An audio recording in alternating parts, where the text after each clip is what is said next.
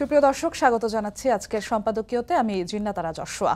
আবারও শাহবাগের আন্দোলনে ঢাকা অচল। ৩ দফা দাবি আদায়ে রাজপথে নেমেছে প্রকৌশল বিশ্ববিদ্যালয়ের শিক্ষার্থীরা। ডিপ্লোমা ইঞ্জিনিয়ারদের পক্ষ থেকেও ৭ দাবি জানানো হয়েছে একই দিনে। জনপ্রশাসন সচিব বললেন, তাদের কাছে প্রকৌশল বিশ্ববিদ্যালয়ের শিক্ষার্থীরা স্মারকলিপি দেয়নি, কিন্তু সরকার আজই কমিটি গঠন করেছে তাদের দাবির যৌক্তিকতা যাচাইয়ে।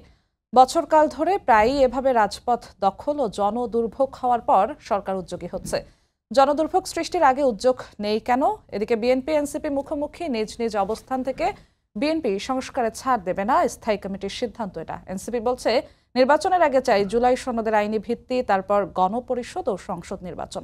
প্রাসঙ্গিক বিষয় নিয়ে আজকের সম্পাদকীয় আবারও উত্তাল ঢাকা। আর এসব নিয়ে কথা বলতে আমাদের সঙ্গে স্টুডিওতে উপস্থিত আছেন আব্দুল হান্নান মাসুদ, সিনিয়র যুগ্ম মুখ্য সমন্বয়ক, জাতীয় নাগরিক পার্টি।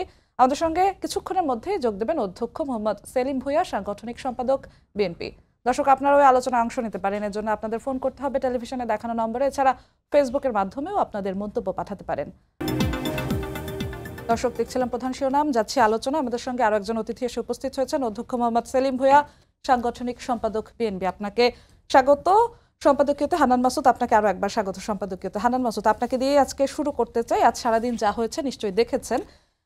প্রায় এভাবে রাজপথ দখল, জনদুর্ভোগের ঘটনা ৫ আগস্ট পরবর্তী সময় হয়েছে। ৫ আগস্টের আগে শিক্ষার্থীরা পুলিশের হাতে এমন মার খেয়েছে, আপনাকেও রক্তাক্ত অবস্থায় রাস্তায় আমরা বেশ কয়েকবার দেখেছি, আপনিও ভুক্তভোগী।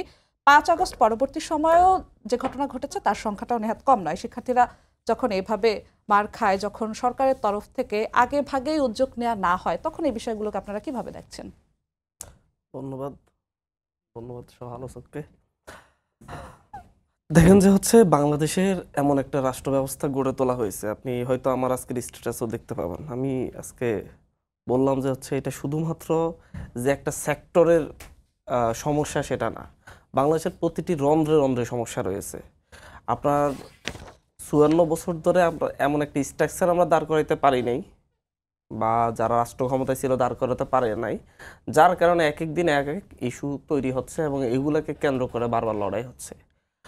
আমি এটাকে খুব একটা সরল চোখে দেখতে চাচ্ছি না। আমি যেভাবে ফেসবুকে বাকযুদ্ধ দেখি, একইভাবে ডিপ্লোমা ইঞ্জিনিয়ার্স বনাম ইআই ইঞ্জিনিয়ার্সগণ, আপনার সাধারণ ইঞ্জিনিয়ার বিশ্ববিদ্যালয়ের যে এই ইঞ্জিনিয়ারগণ, তাদের মধ্যে যে বাকযুদ্ধ, যে লড়াই, যে অসম্মান দেখে আমি এটা মনে করি মূলত জুলাই আন্দোলনের ছাত্রদের যে শক্তি, সেটার বিভাজনের দিকে। আপনার সরকার ১ বছর ক্ষমতায় ছিল, 1 বছরে সরকার শিক্ষা কমিশন কেন করলো না? সরকার শিক্ষা কমিশন করলে অন্তত এই ধরনের 50টা আন্দোলন বন্ধ করা যেত। শিক্ষা কমিশনের রিপোর্টের মাধ্যমে হয়তো বা অনেক কিছু সমাধান হয়ে যেত। তো বারবার আপনার একবার ম্যাথসের শিক্ষার্থীদের আন্দোলন, এরপর এটার বিরুদ্ধে মেডিকেলের শিক্ষার্থীদের আন্দোলন, একবার ডিপ্লোমা ইঞ্জিনিয়ারদের আন্দোলন, আবার এটার বিরুদ্ধে বিশ্ববিদ্যালয়ে পড়ে অনার্স স্নাতক করা ইঞ্জিনিয়ারদের আন্দোলন। এই যে মুখোমুখি অবস্থা তৈরি করা, মূলত দেশ প্রতিটি ক্ষেত্রে বিভাজিত হচ্ছে। আর এই বিভাজিত আমরা প্রত্যেকে, আমি একটা আত্মসমালোচনা থেকে বলছি, আমরা থেকে শুরু করে, মানে আমরা নিজেরা থেকে শুরু করে প্রত্যেকেই যেভাবে যমুনার দিকে মুভ করা শুরু করছে, এটা আসলে এটা সুন্দর হয় নাই প্রথম থেকেই। হয়তো বলতে পারেন আমাদের দেখানো পথে গেছে, সেটাও ভুল ছিল। আন্দোলনের জন্য যমুনাকে অবশ্যই সেফ রাখতে হবে এবং সবকিছুর জন্য যমুনামুখী যাওয়াটা মূলত রাষ্ট্রের ভঙ্গুরতাকে আমরা বিশ্বে, আপনারা যখন যমুনার দিকে গিয়েছিলেন তখন সেটা সহজ সমালোচনা করতেছি, এটা নিয়ে কিন্তু এখন কিন্তু সেটা দেওয়া হয় না। তাহলে সরকার কেন আপনাদের সময়? সরকার তখন আরো উইক ছিল বাস্তবতায়, বা আমি বলতে চাচ্ছি, আমি আমাদের যাওয়াটা সহই সমালোচনা করতেছি, সেটাকে বাদ দিয়ে সাইডে রেখে আমি সমালোচনা করতেছি না। আমি বলতে চাচ্ছি যে বারবার যখন আমরা যমুনার কাছে চলে যাওয়া যায়, এটা দ্বারা বোঝাচ্ছে রাষ্ট্র কত বঙ্গুর, মানে রাষ্ট্রের শাসন ব্যবস্থা কতটা মানে খারাপ, যে যে কেউ চাইলে রাষ্ট্রপ্রধানের, আপনার সরকার প্রধানের বাসভবন ঘেরাও করতে পারে। এই ক্ষেত্রে আমাদেরকে আরো বেশি দায়িত্বশীল হওয়া দরকার এবং সরকারের উচিত ভবিষ্যতে শিক্ষার্থীদেরকে সামনের দিকে, আমি দেখছি শুধু যে বিভিন্ন সেক্টরের শিক্ষার্থীদের আপনি তাদের নিজেদের যে ক্রাইটেরিয়া অনুযায়ী জব ডেসক্রিপশন না থাকার কারণে প্রত্যেকটা ক্ষেত্রে শিক্ষার্থীরা নিজেরাই মুখোমুখি হচ্ছে। ম্যাথস বনাম মেডিকেলের শিক্ষার্থী তো আমরা মুখোমুখি হতে দেখেছি, তাদের এরপর প্যারামেডিক্যাল শিক্ষার্থীদের ক্ষেত্রেও আমরা দেখেছি যে আয়ুর্বেদিক শিক্ষার্থী, হোমিওপ্যাথ শিক্ষার্থী, ডাক্তার লিখতে পারবে না, এগুলা কেন আন্দোলন করতে হবে? এইগুলোর কিন্তু জন্য কিন্তু আমি একটু যুক্ত করতে চাই হান্নান মাসুদ, আমি একটু থামাতে চাই। কিন্তু আপনি যেমনটা বললেন, আপনি আত্মসমালোচনা করলেন, কিন্তু যখন কেউ যায়, আপনাদের উদাহরণ দেই, আপনারা যখন যান তখন যখন বাধা দেয়া হয় না, তখন যখন গরম থেকে বাঁচার জন্য ঠান্ডা পানি দেয়া হয়, তখন কি অন্যরা আসলে ভেবে নেয় না হয়তো বা আমরাও গেলে না, আমাদেরও দেখেন তো এমন ভাবেই দেখা হবে? শুধু তখন আমরা যাই নাই, অনেক মানে আমাদের হ্যাঁ, আমি সামনে সারি বললাম যে কয়েকজন যারা লিড দিয়েছে, গিয়েছে, যারা ঠান্ডা এবং পানি যাওয়ার পেয়েছে, পর তাদের সেখানে থেকে ঠান্ডা পানি অনুপ্রেরণা দেয়নি, পাচ্ছে ঠান্ডা কিনা? পানি হচ্ছে সেখান থেকে সরে আসার পরে শাহবাগে ইন্টারকন্টিনেন্টালের দিয়েছে, সামনে থেকে শাহবাগে দিয়েছে। দিয়েছে। এবং হচ্ছে সেই জায়গার ক্ষেত্রে অনেক ধাক্কাধাক্কি হয়েছে, ইয়ে হয়েছে, সেখানে সরকার অ্যাকশনে যায় নাই, কিন্তু এখন অ্যাকশনে যাচ্ছে। আমি সরকারের কোনো ধরনের মানে হচ্ছে গণতান্ত্রিক আন্দোলনের ক্ষেত্রে কোনো ধরনের বল প্রয়োগ আমি ইয়ে করি না, সাপোর্ট করি না। সরকার চাইলে শিক্ষার্থীর উপর বল প্রয়োগ করতে পারে না, কিন্তু যেটা করতেছে এটা হচ্ছে সেই আগের আমলের মতো, হাসিনার আমলের মতো বা বিএনপির আমলের মতো। বারবার যেই আন্দোলন আমার পছন্দ হবে না আমি তার ক্ষেত্রে বল প্রয়োগ করব, যেটা আমার পছন্দ হবে না পছন্দ হবে আমি সেটাতে বল প্রয়োগ করব না। যেমন হচ্ছে আপনার ইয়েতে ঢাকা দক্ষিণ সিটির আন্দোলন নিয়ে কয়েক সপ্তাহ আপনার হচ্ছে যমুনা ব্লক করে রাখা হয়েছিল, নয়নের নেতৃত্বে কত আজে বাজে স্লোগান দেওয়া হয়েছিল, তখন তো এই অ্যাকশনে যাওয়া হয়নি। সব মিলিয়ে আমি মনে করি যে হচ্ছে শিক্ষা কমিশনের মাধ্যমে রাষ্ট্রের একটা গঠনতান্ত্রিক পরিবর্তন দরকার। এই পরিবর্তন যদি এখন সম্ভব না হয়, পরবর্তী যে সরকার ক্ষমতা আসবে সে ওইটা নিয়ে ভুগবে। বারবার বারবার বিভিন্ন আন্দোলনে ইয়ে করতে হবে। এই যে শিক্ষকদের ক্ষেত্রে আপনার দেখা যাচ্ছে মাধ্যমিকের শিক্ষকদের বেতন কাঠামো, প্রাথমিকের শিক্ষকদের বেতন কাঠামোর মধ্যে বিশাল বৈষম্য। তো এইগুলো নিয়ে তো সামনে আবার আন্দোলনে নামবে, মাঠে নামবে। এগুলো কেন সরকার আগ থেকে সমাধান করতেছে না? সরকার আগ থেকে কেন বসতেছে না? এটা তো হচ্ছে এই সরকার তো হচ্ছে অভ্যুত্থান পরবর্তী সরকার। শিক্ষার্থীদের নেতৃত্বে একটা আন্দোলন হয়েছে, অথচ শিক্ষা কমিশনই হয় নাই। এবং বেকার শিক্ষার্থীরাই বেশিরভাগ ক্ষেত্রে আন্দোলনের নেতৃত্ব দিয়েছে, তারাই জীবন দিয়েছে। কিন্তু তারপরে হচ্ছে তাদের জন্য একটা কয়টা আপনার নিয়োগ বিজ্ঞপ্তি হয়েছে, কয়টা নিয়োগ হয়েছে এক বছরে? সরকারের উচিত ছিল এই এক বছরের মধ্যে প্রচুর নিরপেক্ষ নিয়োগের ব্যবস্থা করা। এটা একটা এক্সাম্পল হয়ে থাকতে পারতো। আপনার যে পুলিশ প্রশাসন আগে ছিল তারা এখনো আছে, তাদেরকে দিয়ে আপনি আবারও শিক্ষার্থীদের পিটাচ্ছেন, তাহলে আবারও এরা আবারও হচ্ছে আপনার উত্তেজিত হয়ে আবারও পাল্টা আক্রমণ করবে। আপনারা তো এভাবে তো রাষ্ট্র শিক্ষার্থীদের চলতে পারে ভয়েস না। ছিলেন, 5 আগস্টের আগেও ছিলেন, 5 আগস্টের পরেও আপনারা শিক্ষার্থীদের ভয়েস। তো এরকম যখন বিচ্ছিন্ন ঘটনাগুলো ঘটে, তখন শিক্ষার্থীদের ভয়েস হয়ে আপনারা আসলে 5 আগস্টের পর কতটা করেছেন বলে আপনার মনে হয়? আমরা তো প্রত্যেকটা ক্ষেত্রেই কথা বলেছি। আমি আজও বলছি, আজকে আমাদের প্রত্যেকে স্ট্যান্ড নিয়েছে প্রত্যেকের জায়গা থেকে। আমি আমার জায়গা থেকে স্ট্যান্ড নিয়েছি, এখানেও বলতেছি হচ্ছে শিক্ষার্থীদের উপর আপনি কোনো মতে এইভাবে আক্রমণ করতে পারেন না, এটা হতে পারে না। জি, আপনার কাছে আবার আসবো। অধ্যক্ষ মোহাম্মদ সেলিম ভাই, আপনার কাছে আসতে চাই। এই যে প্রায় এভাবে রাজপথ দখল হয়, জনদুর্ভোগ হয়, তারপরে সরকার উদ্যোগ নেয়। জনদুর্ভোগ সৃষ্টির আগে কেন উদ্যোগ নেওয়া যায় না, একটি প্রশ্ন। এবং আজকে দেখা গেল প্রজ্ঞাপন এক দুপুরের মধ্যে তৈরি হয়ে গেল, কিন্তু কাল রাত পর্যন্ত যখন 3 দফা দাবি দিয়ে শিক্ষার্থীরা সরে গেল শাহবাগ থেকে, রাতেও কোনো সিদ্ধান্ত আসলো না, সকালেও আসলো না। পরে যখন ব্যাপারটা দুপুর পর্যন্ত গড়ালো, পুলিশের হামলা পর্যন্ত গেল, তখন দেখা গেল যে কিছু সময়ের মধ্যে প্রজ্ঞাপন সামনে চলে আসলো। যে কেন হঠাৎ করে এতটুকু সময়ের মধ্যে প্রজ্ঞাপন জারি হয়ে যায়, কিন্তু আগে থেকে উদ্যোগ নেওয়া যায় না কেন? ধন্যবাদ আপনাকে এবং উপস্থিত যারা দর্শকবৃন্দ আছেন, আমাদেরকে আলোচনা শুনছেন, তাদের ধন্যবাদ জানাচ্ছি। সেই সাথে আমাদের সহ আলোচক, ওনাকেও ধন্যবাদ জানাচ্ছি। আসলে হলো কি, 17টি বছর যেই সরকার ক্ষমতায় ছিল, ফ্যাসিস্ট সরকার, সেই ফ্যাসিস্ট সরকার জনগণের জন্য কিছু করেনি। বিভিন্ন শ্রেণী পেশার মানুষের জন্য তারা কোনো কাজ করেনি। তারা শুধু দুর্নীতি কিভাবে করতে হবে, কিভাবে টাকার পাহাড় বানাবে, কিভাবে আপনার কানাডাতে বেগমপাড়া করবে, কিভাবে মালয়েশিয়া সেকেন্ড হোম করবে, এগুলি নিয়েই তারা ব্যস্ত ছিল, যার জন্য প্রতিটা ক্ষেত্রে বৈষম্য। এবং আজকে যারা নাকি আন্দোলন করতে সেই যমুনাতে ঘেরাও করতে গিয়েছিল, তারা কিন্তু আজকে শুধু যে গিয়েছে তা না, তারা কিন্তু নিশ্চয়ই আগে কোনো আলটিমেটাম দিয়েছে। তারা তাদের কর্তৃপক্ষকে জানিয়েছে যে যদি আমাদের এই দাবিগুলি পূরণ না হয় তাহলে আমরা কিন্তু মাঠে নামতে বাধ্য হব, কিন্তু তারা কোনো কর্ণপাত করেনি। একইভাবে শুধু এই সেক্টরে না, প্রতিটি সেক্টরে আপনার বৈষম্যর শিকার। বিভিন্ন এই যে ধরেন শিক্ষক বলেন, ডাক্তার বলেন, আজকে যে ডিপ্লোমা ইঞ্জিনিয়ারদের কথা বলেন, কৃষিবিদদের কথা বলেন, সব জায়গায় একই অবস্থা। এখন আমরা যখন বলি, আমি যদি শিক্ষকদের বেলায় বলি যে শিক্ষকদের আপনার একটা অবসর সুবিধা বোর্ড আছে, কল্যাণ ট্রাস্ট আছে, এই সরকার ক্ষমতায় আসছে আজকে 1 বছরের উপরে, আজ পর্যন্ত তারা এই বোর্ডটা গঠন করতে পারেনি। এটা আমার তো মনে হয় আমাদেরকে সময় দিলে আমরা 1 সপ্তাহের ভিতরে বোর্ড গঠন করে দিতে পারতাম। এদেরকে প্রথম যখন এই বোর্ড গঠন করার উদ্যোগ নিল, সেখান থেকে বলা হলো যে এনএসএ রিপোর্ট। আচ্ছা, এখানে এনএসএ রিপোর্ট কি আছে? এতদিন যাবৎ সেই 2002 সন থেকে অবসর সুবিধা বোর্ড চালু, কল্যাণ ট্রাস্ট চালু হলো 1990 সন থেকে। আপনার একটা গভর্নমেন্ট আসে একটা বোর্ড তৈরি করে, কিন্তু তারা কেন আপনার এই যে এনএসএ রিপোর্ট দিতে হবে? এনএসএ রিপোর্টের তো এখানে কোনো দরকার নেই, শিক্ষক তারা। হ্যাঁ, আচ্ছা ঠিক আছে, এনএসএ রিপোর্ট না হয় নিল, নিয়ে এখন কি করছেন আপনার ওই সচিব চলে গেল, এখন নতুন সচিব আসছে, এখন এনএসএ রিপোর্ট আবার নেওয়া আরম্ভ করছে।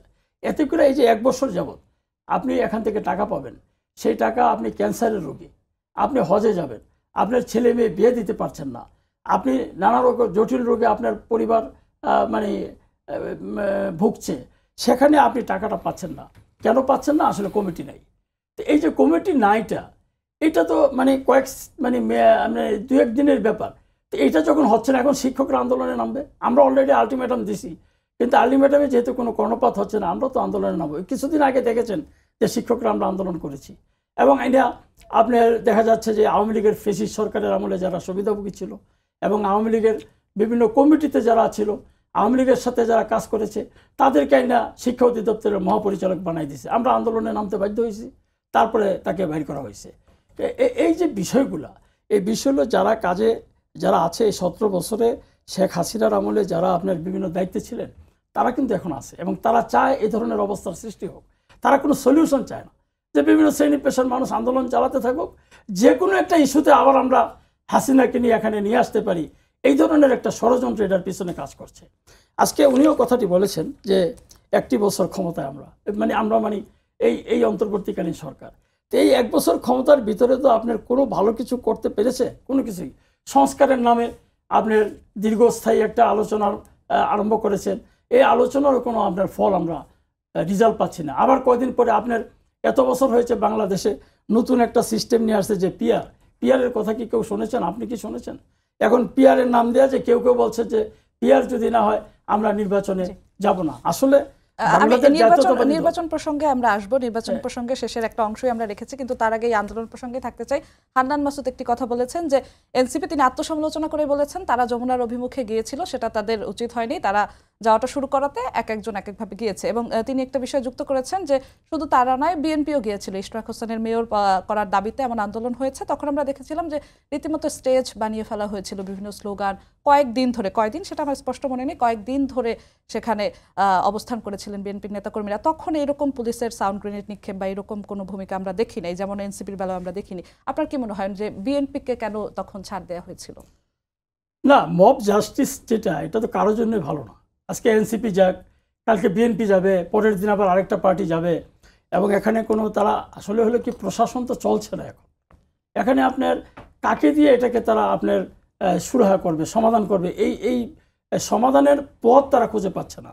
এখানে এটাই আসছে আমার বিষয়ে, যে এখানে যারা এখনও আপনার যাদেরকে দিয়ে প্রশাসনের যে সমস্ত লোকগুলি বসে আছে, তারা আওয়ামী লীগের লোক, ফেসিস্ট সরকারের লোক। তবু আপনাদেরকে ছাড় দিয়েছিল, সেই জন্য তারা ছাড় দিয়েছে। তারা তো একটা, যে আমরা তো এই অবস্থায় আছি, এখন যদি আমরা কিছু করতে যাই তাহলে আমাদের সমস্যা। এরা হলো সবার সাথে এখন মিলে চলতেছে, যে এনসিপির সাথে এনসিপির কথা বলে, বিএনপির সাথে বিএনপির কথা বলে, জামাতের সাথে জামাতের কথা বলে, যেভাবে তারা টিকে থাকতে পারে, এটা হলো তাদের। কিন্তু আসলে তারা কি গোপনে যে কাজগুলি করছে, যে আওয়ামী লীগকে কীভাবে পুনর্বাসন করা যায়, এটি হলো তাদের এখন মূল উদ্দেশ্য।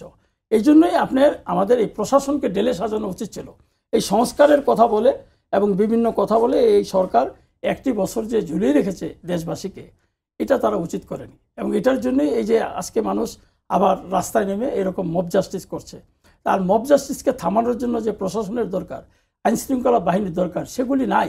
আজকের আন্দোলন মব জাস্টিস না? শিক্ষার্থীরা বলেছেন যে তাদের, হ্যাঁ, শিক্ষার্থীরা তাদের আন্দোলনে নামছে। একই অবস্থা, যে শিক্ষার্থীরা তাদের যে আন্দোলনে নেমেছে, তাদের ন্যায্য অধিকার আদায়ের জন্য নেমেছে। আপনি দেখেছেন কিভাবে পুলিশ ছাত্রটার উপরে কিভাবে আপনার লাঠিপেটা করেছে। এটা কি কোনো আপনার সভ্য সমাজে কি এটা আমরা আশা করতে পারি? তো এখন এই যে বিষয়গুলি যারা করেছেন, আপনি খবর নিয়ে দেখেন যে এই পুলিশগুলি আপনি ম্যাক্সিমামই এখানে তারা আওয়ামী লীগের দোসর, তাই বলেই তারা এই ধরনের ঘটনা আজকে করতে পেরেছে। আমরা এটার তীব্র নিন্দা জানাই, এবং আমরা মনে করি যে ছাত্রদের যে ন্যায্য দাবিগুলো, সেই দাবিগুলো আজকে যদি প্রজ্ঞাপন করতে পারে, আপনি যে কথাটি বলেছেন, এই প্রজ্ঞাপনটা কেন তারা 3 দিন আগে করতে পারলো না? তাহলে থামাই দেওয়া যেত। আমি মনে করি এটা ইচ্ছা করে এক শ্রেণীর লোক এটার সাথে জড়িত, এবং তারা ইচ্ছা করে এই কাজগুলি করছে। জি, আপনাকে ধন্যবাদ। হান্নান মাসুদ, আপনার কাছে আসতে চাই। শিক্ষার্থীদের 3 দফা দাবি ছিল, তারপরে এই দুপুরের ঘটনার পরে 5 দফা দাবি হয়ে গেছে। তার মধ্যে থেকে আমি 3টা দাবির কথা বলতে চাই। যারা বলেছেন স্বরাষ্ট্র উপদেষ্টা জাহাঙ্গীর আলম চৌধুরীকে শিক্ষার্থীদের কাছে এসে ক্ষমা চাইতে হবে এবং জবাবদিহি করতে হবে। 3 নম্বরে বলেছেন আন্দোলন চলাকালে সব শিক্ষার্থীদের সুরক্ষা নিশ্চিত করতে হবে, এই যৌক্তিক আন্দোলনে আর কোনো হামলা করা যাবে না, এই নিশ্চয়তা দিতে হবে। তারপরে তারা বলেছেন হামলাকারীদের দ্রুত গ্রেফতার করে চাকরি থেকে বহিষ্কার করতে হবে। 5 নম্বরে বলেছেন হামলার জন্য তারা ডিসি মাসুদকে বহিষ্কার করতে হবে। এই যে দাবিগুলো আছে সেই দাবিগুলোর সাথে জুলাই আন্দোলন যখন হয়েছিল তখন আপনারা যে দাবিগুলো দিয়েছিলেন তার সাথে কিছু কিছু দাবির সাথে অনেকটা সামঞ্জস্য আছে। আপনার কি মনে হয় যে এখন সরকার আছে এই দাবিগুলো মানা সরকারের পক্ষে সহজ বা সম্ভব? এই সরকারের পক্ষে তো সহজ ছিল আরো আগেই, এই সরকার তো করে নাই। এই সরকার এরকম একটা গণহত্যার পরে কয়জন পুলিশকে অ্যারেস্ট করছে, কয়জন পুলিশকে সাসপেন্ড করছে। 1 বছর পরে এসে আপনার 37 জনকে কর্মক্ষেত্রে অনুপস্থিত থাকার কারণে আপনার হচ্ছে বহিষ্কার করছে। হত্যাকাণ্ডের জন্য কয়জনকে বহিষ্কার করছে? এই সরকার তো করে নাই। এই সরকার শুধু জুলাইয়ের নাম বিক্রি করে বসে আছে। এই সরকারকে যত কথাই বলি, এই সরকার যখন যার কাছে গেলে সরকার নিজেদেরকে সেফ ফিল করে তখন তার কাছে যায়, তখন তাকে ব্যবহার করে। সরকার মনে হয়েছে যে এক পর্যায়ে এসে একসময় মনে হইতো যে হচ্ছে না, আমরা এই বৈষম্য বিরোধীদের সাথে বেশি বেশি বসলে আমরা মনে হচ্ছে সে মানুষের খুব ভালো পাবো, সাপোর্ট পাবো এবং হচ্ছে আমরা সরকারে দীর্ঘস্থায়ী হইতে পারবো। তখন তারা সেটাই করেছে। আবার যখন মনে হয়েছে যে না, এখন বিএনপি ছাড়া উপায় নেই, তখন বিএনপির কাছে গিয়ে আত্মসমর্পণ করছে। সরকার আসলে হচ্ছে বসে বসে প্রত্যেকটা উপদেষ্টা বসে বসে হচ্ছে মন্ত্রণালয় চালাচ্ছে। এদের কেউই তার নিজের মন্ত্রণালয়ের চোর বাটপারগুলোর বিরুদ্ধে কোনো অ্যাকশন নেয়নি। প্রত্যেকটার দ্বারা ডাইকা জিজ্ঞাসা করা দরকার হচ্ছে আপনার মন্ত্রণালয় 1 বছরে কি পরিবর্তন হয়েছে। মানে আপনি শাসন ব্যবস্থার, আপনার মন্ত্রণালয় কেন্দ্রিক যে শাসন ব্যবস্থা আছে সেই শাসন ব্যবস্থার কি পরিবর্তন করছেন? কিচ্ছু করা নেই। তার পছন্দের একটা সচিব, আগের সচিব ছিল, সেটাকে তার পছন্দ না হলে যার পছন্দ হয়েছে সে আগের সচিবটাকে রেখে দিয়েছে, আর যার পছন্দ হয় নাই সে নতুন একটা তার পছন্দের সচিব এনে বসাইছে। তার সাথে যার ভালো সম্পর্ক ছিল সে আগে আওয়ামী লীগ করুক কিংবা অন্য যাই করুক, আওয়ামী লীগকে যতই তেল মারুক, শেখ মুজিবুর রহমান যতগুলো বই লেখুক, তার সাথে পার্সোনাল সম্পর্ক আছে, তাকে ডিজি বানিয়েছে কোনো একটা অধিদপ্তরে। এভাবেই চলছে। সরকার একেবারে জুলাইয়ের সাথে গাদ্দারি করে বসে আছে এবং যার পরিণতি আমরা দেখতেছি বারবার। সরকার এখন পর্যন্ত হচ্ছে শক্ত স্ট্যান্ড নিয়ে বলতে পারে না যে হচ্ছে বিএনপির মুখের উপর যে হচ্ছে আমরা এগুলা আইনি ভিত্তি দিয়ে যাব, আমরা যে পরিবর্তনগুলো করতে চাচ্ছি। কিচ্ছু নেই, কোনো সুনির্দিষ্ট রূপরেখা নাই। নির্বাচন দিয়ে কীভাবে হচ্ছে আপনি কীভাবে হচ্ছে এটা থেকে বের হয়ে যাবেন সেই চিন্তা করতেছে তারা তো মূলত হচ্ছে যদি হচ্ছে বিচারগুলো ঠিক মতো করতে পারতো, যদি তারা হচ্ছে সংস্কারের ব্যাপারে আপোষহীন হতো, তাহলে তারা খুব সহজে এই দেশে খুব সম্মান সহকারে মানে হচ্ছে নির্বাচন দিয়ে রাষ্ট্র ক্ষমতা থেকে যেতে পারতো। কিন্তু আমার তো সেই দিকে তো তারা আগাচ্ছে না। আপনি এখন হচ্ছে এই হামলা নিয়ে আজকে তারা যে বিচারগুলো দিচ্ছে, আমি বলতেছি এগুলো কিছুই হবে না, করবে না সরকার যে হত্যাকাণ্ডের বিচার করে না। আপনার 2000 হত্যাকাণ্ড হয়েছে, 2000টা পুলিশের বিরুদ্ধে অ্যাকশন নেওয়া হয়েছে কিনা? কিছুই তো হয় নাই। কয়জনকে বহিষ্কার করা হয়েছে? অন্তত মানে হচ্ছে ঢাকা মহানগরের যেই থানাগুলোতে মানুষের উপর আক্রমণ করা হয়েছে তাদেরকে সাথে সাথে এসে বহিষ্কার করা দরকার ছিল ওসিগুলোকে। আমি দেখি যে ঢাকার বিভিন্ন ওসিগুলো আবার হচ্ছে অন্যান্য থানার ওসি পাঠাই দিয়েছে, মানে ঢাকা থেকে সরাই দিছে। কিরে ভাই, এরা কি হচ্ছে মানে এরা যদি এই জায়গায় থাকে, এরা আবার ফিরে এসে তা একই ধরনের কাজ করবে? পরিবর্তনটা কি? এখন থানাগুলোতে দেখেন, থানাগুলোতে যেখানে যার প্রভাব সে তার নিকটজন পরিচয় দিয়ে, সেই ওসি তার নিকটজন পরিচয় দিয়ে দিতে খুব স্বাচ্ছন্দ্য বোধ করে। মোহাম্মদপুর থানার ওসিরে কয়েকদিন আগে সরানো হয়েছে, তার পরিচয় সে সব জায়গায় বসে বসে শুধু আলাপের প্রথমেই ছিল হচ্ছে বগুড়া জেলা বিএনপি সাধারণ সম্পাদক আমার চাচা হয়। এটা বলতে পারলে তার একটা অবস্থা। পল্টন থানার এক ওসি আমার একটা লোককে অ্যারেস্ট করছে, অ্যারেস্ট করার পরে তাকে দুইটা মামলা দিছে, দুইটাই মিথ্যা মামলা। আমি যখন পাঠাইছি যে হচ্ছে এ তো আওয়ামী লীগ করে নাই, 2022 সালের আগে ছিল, এরপর থেকে তো কোনো কিছুতেই নাই। আপনি বর্তমান আওয়ামী লীগগুলোরে ধরেন, সন্ত্রাসীগুলোরে ধরেন, যে জুলাই ছিল তাকে ধরেন, সে যত উপর থেকে আসবে সে ডিরেক্টলি তার জুনিয়র অফিসারে বলতেছে যে হচ্ছে যত উপর থেকে সুপারিশ আসবে তত বড় মামলা হবে। কারণ বিএনপি চাইছে যে হচ্ছে তাকে অ্যারেস্ট করতে হবে। সে এখন এখানে বিএনপির অনুগত সেটা প্রমাণ করতে চাই প্রত্যেকটা জায়গায়। আমি শুধু বিএনপির অনুগত সেটা বলতেছি না, যেখানে জামাত শক্তিশালী সেখানে তারা হচ্ছে জামাতের অনুগত প্রমাণ করতে চাই। আবার যেখানে এনসিপি শক্তিশালী সেখানে তারা প্রমাণ করতেছে যে আমি এনসিপির অনুগত। মানে বিষয়টা হচ্ছে আপনার সেই মেন্টাল মানসিক যেই হচ্ছে তাদের দাসত্ব সেটা রয়ে গেছে। নিজস্বতা বলতে কিছু নেই, প্রশাসনিক কাঠামো বলতে কিছু নেই। এটা 1 বছরে সরকার তৈরি করার দায়িত্ব ছিল, সে করে নাই। সে পুরো সেট আপ রেখে দিয়েছে। গত 16 বছরে শেখ হাসিনার সকল ছাত্রলীগ দৌড়ে পুলিশের এসআই বানাইছে, এসআই থেকে ওসি হয়েছে, ওসি থেকে এসপি হয়েছে, এগুলো প্রত্যেকের জায়গায় আছে, জি। এবং এদেরকে দিয়ে আপনি রাষ্ট্র চালাচ্ছেন, এটা তো চলবে না, জি। এটা এরকমই হবে বারবার, জি হান্নান মাসুদ। এবং এগুলোর কোনো বিচারও হবে না। জি, আপনার কাছে আবারও আসবো অধ্যক্ষ মোহাম্মদ সেলিম ভাই। আমরা নির্বাচন প্রসঙ্গেই আসতে চাই। আপনি কিছুক্ষণ আগে পিআর পদ্ধতির কথা বলছেন, কিংবা সংবিধান সংশোধন, সবকিছু সংস্কার, জুলাই সনদ, এইসব বিষয়ে একদম স্পষ্ট রোডম্যাপ না হলে এনসিপি নির্বাচন ফেব্রুয়ারিতে আশা করে না। তারা বলছেন তাহলে ফেব্রুয়ারিতে নির্বাচন হবে না। বিএনপি ফেব্রুয়ারি নির্বাচন ধরেই আগাচ্ছে, নির্বাচন কমিশনও সেভাবে আগাচ্ছে, সরকারও বলছে তারাও সেভাবে আগাচ্ছে। বিএনপির স্থায়ী কমিটির সদস্য সালাউদ্দিন আহমদ বলেছেন নির্বাচন বিরোধীরা রাজনীতির মাঠ থেকে বাদ পড়বেন তারা যদি নির্বাচন না চায়। এখন বিএনপির যারা বড় প্রতিদ্বন্দ্বী তারা যদি বাদ পড়ে যায়, তাহলে নির্বাচনে তারা যদি অংশ না নেয়, সেই নির্বাচন কতটা গ্রহণযোগ্য হবে, প্রশ্নবিদ্ধ হবে কিনা? দেখুন, আপনার এই প্রশ্নের উত্তরে দেওয়ার আগে হান্নান মাসুদ সাহেবের সাথে আমি কোনো বিষয়ে খুব একমত, হ্যাঁ, এবং উনি যে সত্যি কথাগুলি বলেছেন, এর আগে আপনার এখানে যতবারই এসেছি আমি এনসিপির নেতাদের সাথে, এরকম ওনার মতো সত্য কথা তারা বলেনি। এখানে উনি বলেছেন যে এই যে পুলিশের যে কথাগুলি উনি বলেছেন, ওসিদের কথা বলেছেন, প্রশাসনের কথা বলেছেন, এবং তাদেরকে যে পুরস্কৃত করা হয়েছে, এটা ঘটনাগুলি সবই উনি সত্যি বলেছেন। এবং এই থানার ওসিরা যারা আওয়ামী লীগের সময় ওসি ছিল, এখন কিন্তু হয়তো আপনি পল্টন ছিলেন, সেই জায়গায় কেরানীগঞ্জ গেছেন, ওই ব্যক্তিরাই কিন্তু। এখন এর কাছ থেকে আপনি কি আশা করতে পারেন? এর কাছ থেকে তো আপনি সে এখন ওখানে গিয়ে বলতেছেন আমি অমুক পার্টির, আমার চাচাই ছিল, যেটা উনি বলেছেন আমার ভাই ছিল, এই সমস্ত ডকুমেন্ট আমাদেরকে দেখায় যে আমরা এরকম। তা আসলে এই সুবিধাভোগী লোক এরাই এগুলি করে। আরেকটা বিষয় হলো, কিছুদিন আগে একটা পেশাজীবী সংগঠন আপনার প্রেস ক্লাবে একটি সমাবেশ ডাকছে। এই সমাবেশের যে আয়োজক, সে আপনার শেখ মুজিবের মাজারে গিয়ে একটা অবৈধভাবে চাকরি নেওয়ার পর একটা প্রতিষ্ঠানে, মাদ্রাসায়, আপনি শেখ মুজিবের মাজারে গিয়ে সে দোয়া করতেছে, কান্নায় ভেঙে পড়তেছে। এখন এই ব্যক্তিটা যে আওয়ামী লীগের, এবং আওয়ামী লীগের পারপাস আপ করার জন্য যে এখানে সে আসছে, এটি এই এখানকার ডিসি বলেন, এসি বলেন, তাদেরকে অন্যান্য পেশাজীবী, এই সংগঠনের অন্যান্য পেশাজীবীরা জানাইছে। জানানোর পরেও তারা কোনো অ্যাকশন নেয়নি, বরঞ্চ তাদেরকে আরও উৎসাহ দিয়েছে। তাহলে উৎসাহ দেওয়ার পিছনে তাদের উদ্দেশ্যটা কি? তারা চাইছে যে এখানে একটা এই ধরনের ঘটনার সৃষ্টি হোক। তো এগুলি থেকে এই যে অন্তর্বর্তীকালীন সরকার, তারা কিছু করতে পারে না। তারা আসলে হত্যাকাণ্ডের বিচার, এই হত্যাকাণ্ডের বিচার তো তাদের দ্বারা সম্ভবই না, কারণ হত্যাকাণ্ডের বিচার করতে হলে তো আইনের মাধ্যমে যেতে হবে। আইনের মাধ্যমে যখন যাবে তখন তো একটা সময়ের ব্যাপার, সেই সময়টা কোথায় পাবে? এখন নির্বাচনটা আপনি আমাকে বলেছেন, আমি এই জায়গায় চলে আসলাম যে নির্বাচনে এনসিপি বলছেন যে পিআর ছাড়া হবে, মানে পিআর ছাড়া ফেব্রুয়ারির যে নির্বাচনটা ওনারা যাবে না।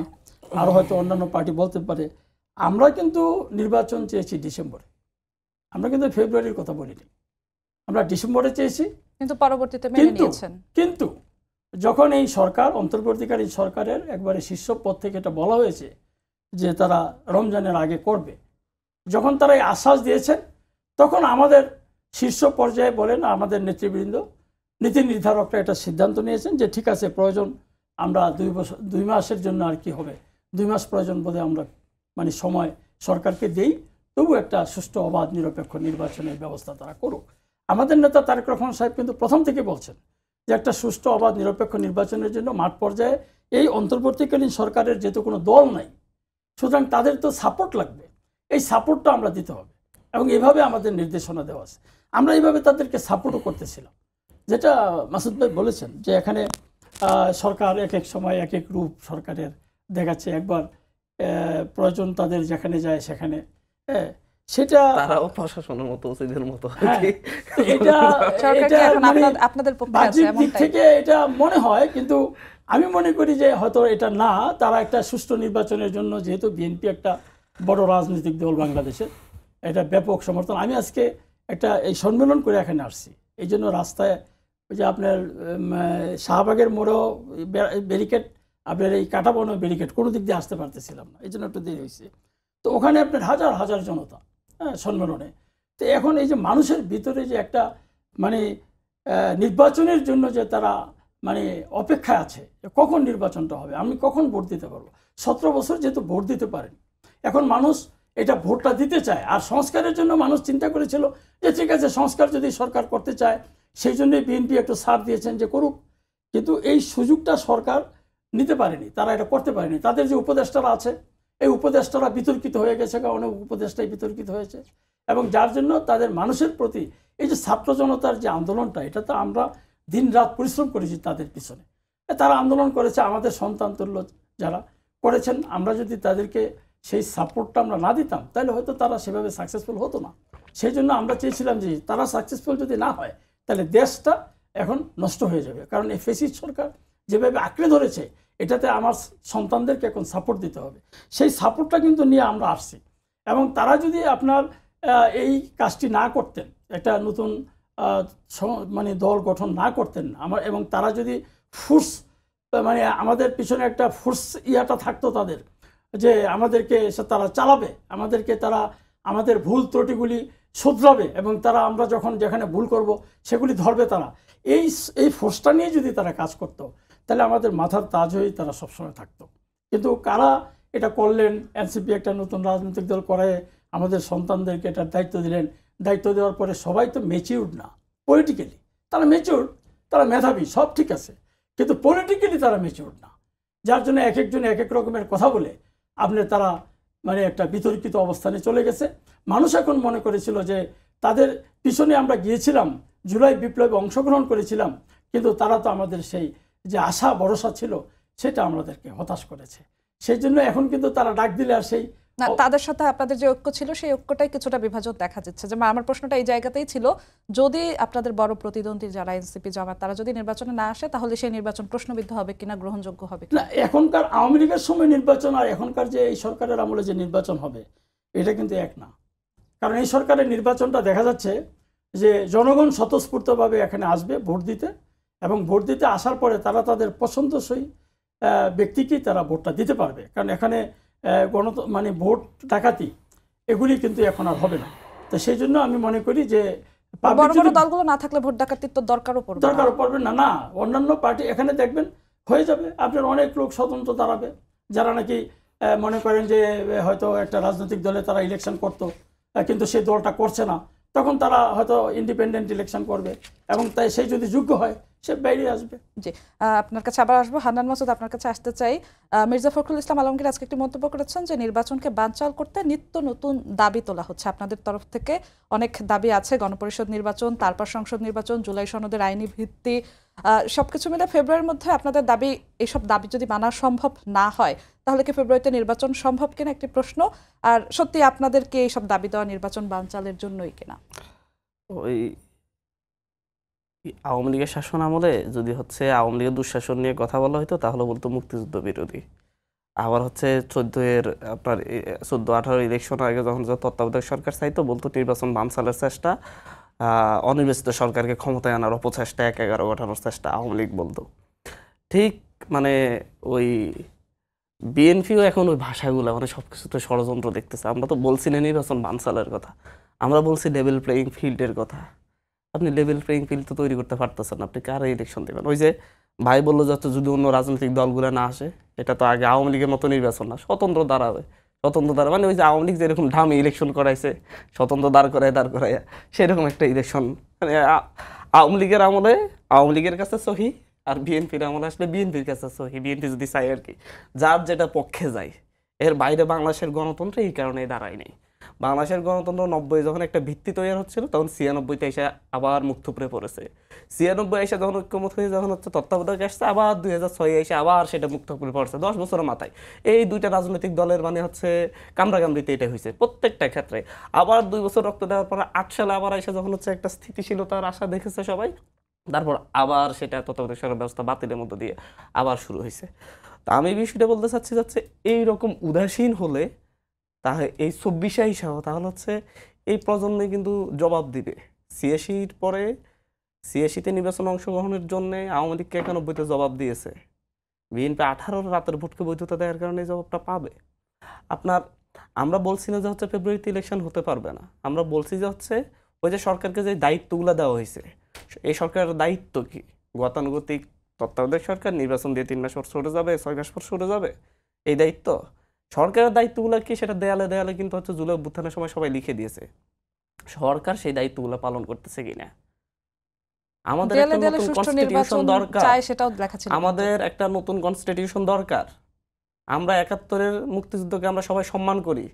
কনস্টিটিউশন চেঞ্জ মানে মুক্তিযুদ্ধ ইতিহাস পরিবর্তন হয়ে যাবে তা না। কনস্টিটিউশন চেঞ্জ মানে আমরা নতুন রিপাবলিক পাচ্ছি, নতুন পরিবর্তন পাচ্ছি। অথবা হচ্ছে যদি আপনি যদি সেটাতে যদি ভয় পান, আপনি যেই বিষয়গুলোতে একমত হয়েছেন, নোট অফ ডিসেন্ট দিয়ে রাখছেন 6টাতে, 6টা কি 7টাতে, সরি 8টাতে নোট অফ ডিসেন্ট দিয়ে রাখছে, যেটা সবচেয়ে গুরুত্বপূর্ণ বিষয়, দুদক ইস্যু, তত্ত্বাবধায়ক ইস্যু, আপনার হচ্ছে পিএসসি ইস্যু সহ মানে সবচেয়ে গুরুত্বপূর্ণ ইস্যুগুলোতে বিএনপি নোট অফ ডিসেন্ট দিয়ে রেখেছে। বিএনপি ক্ষমতায় আসলে এটা করবে না, ডিরেক্ট বলে দিচ্ছে। মানে হচ্ছে যে এই বিষয়গুলোতে বাকি সকল দল একমত হয়েছে সেই বিষয়গুলোতে, তাহলে আপনার বিএনপি এসে কি পরিবর্তন করবে, সংস্কারে কি মূল্য দেখাবে? ওই যে আমরা 11টাতে তো সবাই একমত হয়েছি, আবার হচ্ছে এরপর বাকি 159-এর মধ্যে যেগুলো হচ্ছে সাধারণত এটা প্রশাসনিক কাঠামোর কোনো চেঞ্জ না, শাসন ব্যবস্থার কোনো চেঞ্জ না, সেগুলো দেখাই এই মূলত এই দেশের মানুষ গ্রহণ করবে না। আপনার যে 19টা বিষয় একমত হয়েছে সেই 19টা বিষয়ের ভেতরে গণভোট হোক, অথবা গণপরিষদের মাধ্যমে এগুলো সংবিধানে কিভাবে একত্রিত করা যায়, গণপরিষদ গঠন করে সেটা করা হোক, নির্বাচন হোক, একসাথে গণপরিষদ একই সাথে সংসদ ইলেকশন হোক, সমস্যা নাই তো। তারা গণপরিষদের দায়িত্ব পালন করে, এরপর এটা সংসদ হিসেবে থাকবে, যেটা 72-এ হয়েছিল। হইতে পারে সবকিছু, কিন্তু কথা হচ্ছে আপনার সদিচ্ছা কতটুকু। স্যার বললো না যে হচ্ছে আপনার সরকার এটার সুযোগ হারাইছে, সরকারের সুযোগই দেওয়া হচ্ছে না। বিএনপি ডিরেক্ট বলতেছে এটা আমরা করবো, আপনারা করতে পারবেন না। আমরা করবো বলতে কোনটা? আমরা 11টা করবো, বাকি 8টা ইস্যুতে আমরা নোট অফ ডিসেন্ট দিয়ে রাখছি যেটা আমরা করবো না। এটা এই মৌলিক পরিবর্তন, মৌলিক সংস্কার, এগুলোর নিশ্চয়তা ছাড়া নির্বাচন হবে না। এটা ফেব্রুয়ারিতে কেন, এটা আরো 5 বছরও হবে না যদি হচ্ছে আপনি যদি এইভাবে যদি হচ্ছে ইয়ে করে থাকেন। কারণ 24-এর রক্ত দেওয়ার পরে আপনি আবার 96-এর সম্ভাবনা রেখে দিবেন, আবার 2006-7-এর 11 সম্ভাবনা রেখে দিবেন, সেটা হইতে পারে না। সেই সম্ভাবনাকে ধূলিসাৎ করার জন্য 24 করছে, আবার হচ্ছে শেখ হাসিনার দুঃশাসনের সম্ভাবনাকে ধূলিসাৎ করার জন্য আছে। আমরা সবাই মিলেই রাজপথ আছে, আমাদের পিছনে কত লোক আছে। এই যে কিছুদিন পর আমরা যখন রাজপথে নামবো তখন দেখা যাবে আর কি, সবাই মিলে যখন নামবো। হান্নান মাসুদ, আপনাকে অসংখ্য ধন্যবাদ। সেলিম ভাই, একদম শেষ সময় আপনার কাছে আসতে চাই, একদম 2 মিনিটে আপনি শেষ করবেন। আজকে মির্জা ফখরুল আরো একটি কথা বলেছেন, গণঅভ্যুত্থানের 3 মাসের মধ্যে জাতীয় নির্বাচন হলে বাংলাদেশের অর্থনীতির বা বাংলাদেশের এই বেহাল অবস্থা দেখতে হতো না, এমনটাই তিনি মনে করেন। 3 মাসের মধ্যে আদৌ কোনো একটা সুষ্ঠু নির্বাচন দেওয়া সম্ভব হতো কিনা? কারণ আপনারাই সব থেকে বেশি আইন শৃঙ্খলা পরিস্থিতি নিয়ে মন্তব্য করেছিলেন যে আইন শৃঙ্খলা পরিস্থিতি ভালো নেই, এবং এটি একটি প্রশ্ন। আবার আরেকটি প্রশ্ন হচ্ছে যে ফেব্রুয়ারিতে একটি সুষ্ঠু নির্বাচন হবে, এটা সত্যি আপনারা মনে করেন কিনা? আপনার যেটা বলেছেন যে 3 মাসের মধ্যে যে নির্বাচনটা গণঅভ্যুত্থানের পরে, এটা অফকোর্স এটা তো আপনি দেখিয়ে দিয়েছে 1990-তে শাহাবুদ্দিন সাহেব, বিচারপতি শাহাবুদ্দিন সাহেব 90 দিনের সময় ছিল ওনার এই 90 দিনের মধ্যে উনি একটা সুষ্ঠু অবাধ নিরপেক্ষ নির্বাচন করে জাতিকে উপহার দিয়েছে, যেই নির্বাচনটা বাংলাদেশে আর কোনো নির্বাচনের সাথে এটা মিলানো যাবে না, এরকম নির্বাচন উনি করে দিয়েছেন। এখন ইতিহাসে সেটা আছে। আর লেভেল প্লেইং ফিল্ডের কথা যেটা বলেছেন মাসুদ ভাই, লেভেল প্লেইং ফিল্ডটা কার সাথে হয়? আর লেভেল প্লেইং ফিল্ড যতই করা, এক্ষেত্রে 95-এর সাথে 5-এর তো লেভেল প্লেইং ফিল্ড হয় না। লেভেল প্লেইং ফিল্ড করতে হলে সমানে গিয়ে যেতে হবে, তো সেইটা সামর্থ্যতা আমাদের আছে কিনা। আর গণভোট, গণপরিষদের এখানে কোনো সুযোগ নাই। এখন মানুষ চাচ্ছে আমি 30 সেকেন্ডে শেষ করছি। শেষের কথাটা যেটা ছিল আপনার গণঅভ্যুত্থানের আরেকটা কি জানি বলেছিলেন, সুষ্ঠু নির্বাচন সম্ভব কিনা ফেব্রুয়ারিতেই? সুষ্ঠু নির্বাচন, হ্যাঁ, সুষ্ঠু নির্বাচন সম্ভব। সুষ্ঠু নির্বাচনের জন্য জনগণের সচেতনতা, এটাকে সরকারের সেই দিকে খেয়াল রাখতে হবে, এবং প্রশাসন যে ব্যবস্থায় থাকুক আপনার আইন শৃঙ্খলা পরিস্থিতির জন্য আরো কঠোর হতে হবে, এবং সেখানে প্রয়োজন বোধে সেনাবাহিনীকে আপনি নিয়োগ দেওয়া যেতে পারে সুষ্ঠু নির্বাচন। আপনাদের দুজনকে অসংখ্য ধন্যবাদ আজকে সম্পাদকীয়তে অংশ নেওয়ার জন্য। সবাইকে ধন্যবাদ জানিয়ে শেষ করছি আজকের সম্পাদকীয়। আগামীকাল আবারও দেখা হবে একই সময়ে। শুভরাত্রি।